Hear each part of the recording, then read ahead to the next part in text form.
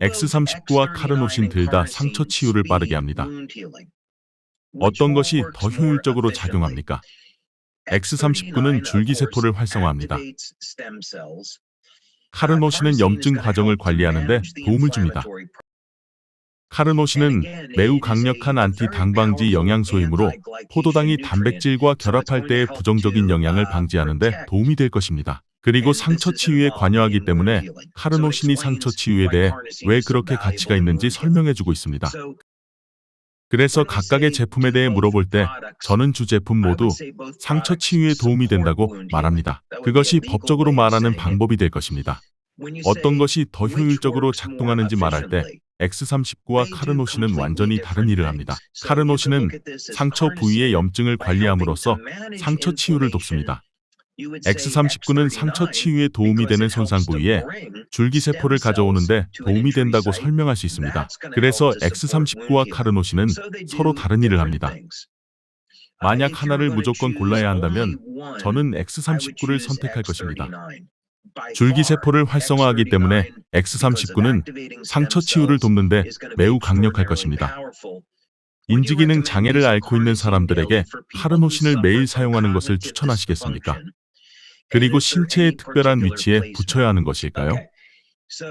만약 누군가 나이를 먹고 정상적인 인지기능 저하를 경험하고 있다면 저는 카르노신을 추천할 것입니다. 식단에 사용할 수 있는 다른 것들이 있을 겁니다.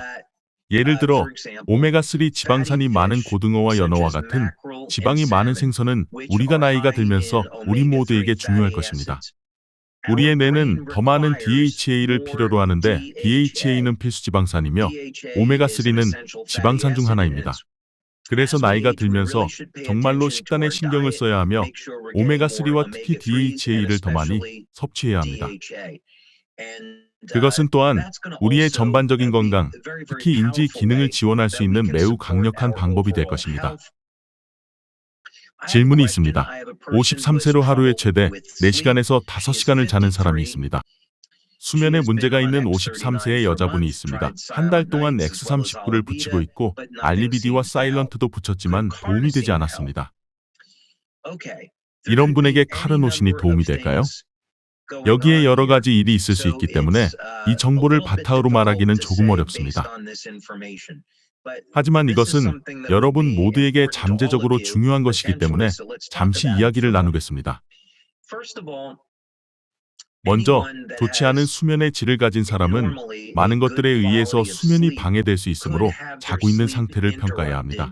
예를 들어 누군가가 잠들기 직전에 먹는 것은 소화에 필요한 에너지가 필요하기 때문에 문제가 될 수 있습니다. 물론 누군가가 커피나 탄산음료 같은 자극적인 것들을 마신다면 그것 또한 영향을 끼칠 것입니다. 사람들이 자주 간과하는 한 가지는 자고 있는 환경입니다. 적은 양의 빛도 사람들을 깨어있게 할 수 있으므로 가능한 한 어두운 환경에서 잠을 자고 있는지 확인하여야 합니다. 컴퓨터나 스마트폰을 볼 때 장치에서 나오는 파란 빛은 우리의 뇌를 켜고 깨어있게 할 수 있습니다. 그리고 잠자기 최소 30분 또는 1시간 전에 스마트폰과 컴퓨터를 치워둬야 합니다. 그래서 누군가가 정말로 잠을 자는데 문제가 있다면 저는 그들의 생활 방식에 있는 이런 것들 중 어떤 것이 문제가 될 수 있는지 알아보기 위해 자고 있는 환경을 살펴볼 것입니다. 카르노신 패치에 가장 적합한 신체의 위치는 어딜까요? 우리가 카르노신 패치를 목 뒤나 배꼽 아래에 붙였을 때 그 부분이 전신에 효과가 있기 때문에 효과가 좋았습니다. 그래서 X39처럼 카르노신 패치를 거의 모든 곳에 붙일 수 있습니다. 붙이는 위치가 그렇게 중요하지 않다는 것을 알게 될 것입니다. X39는 카르노신과 동일한 문제를 해결하지 않나요? 네, 일부 동일한 문제를 해결합니다. 즉, X39는 상처 치유를 지원하고 카르노신도 상처 치유를 지원합니다. 하지만 방식이 다릅니다. X39는 사람들이 운동에서 회복하는 것을 도울 것입니다. 카르노신은 X39와 다릅니다. 카르노신은 뇌, 심장 근육에 저장됩니다. 그래서 카르노신은 구리 펩타이드와는 다른 체내에서 대사됩니다.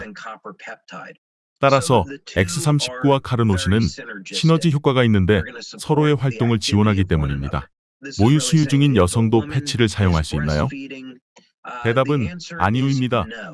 모유 수유 중인 여성에게 패치를 붙이는 것에 대한 연구를 한 적이 없으므로 현재로서는 권장할 수 없습니다. 카르노신을 밤에 붙일 때와 낮에 붙일 때 효과가 다를 수 있습니까? 동일한 영양소를 상승시키기 때문에 효과는 동일할 것입니다.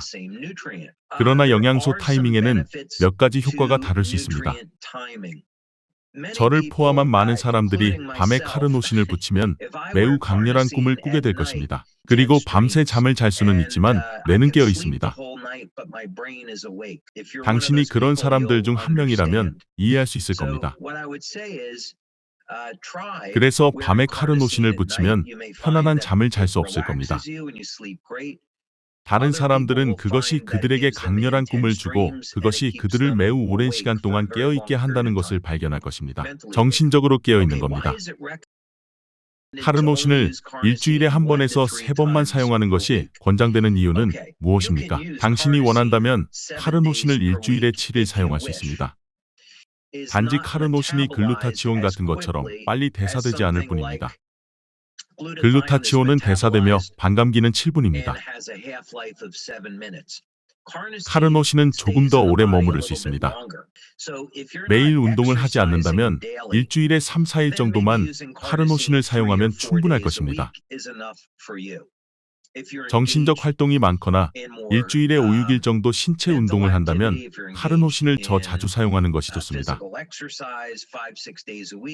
기억력 감퇴를 위해 저녁에 카르노신을 붙이는 가장 좋은 위치는 어디입니까? 다시 말하지만 거의 모든 곳에 사용할 수 있습니다. 만약 당신이 정말로 패치를 뇌 주위에 붙이고 싶다면 오른쪽 관자놀이에 붙이거나 이마의 중앙, 제3의 눈점이라고 불리는 곳에 바로 붙일 수 있습니다. 하지만 우리가 연구해서 사용한 목덜미에 붙이는 것만으로도 효과가 있습니다. 의학적 치료에 카르노신을 사용하는 것에 대해 몇 가지 질문을 받고 있으며 다시 한번 우리의 제품이 치료에 사용되거나 의학적인 상태에 사용될 수 있다고 주장할 수 없습니다. 그것은 당신에게 흥미로운 것입니다. 나는 당신이 의사와 이야기하고 의사가 결정하는 것을 제안합니다.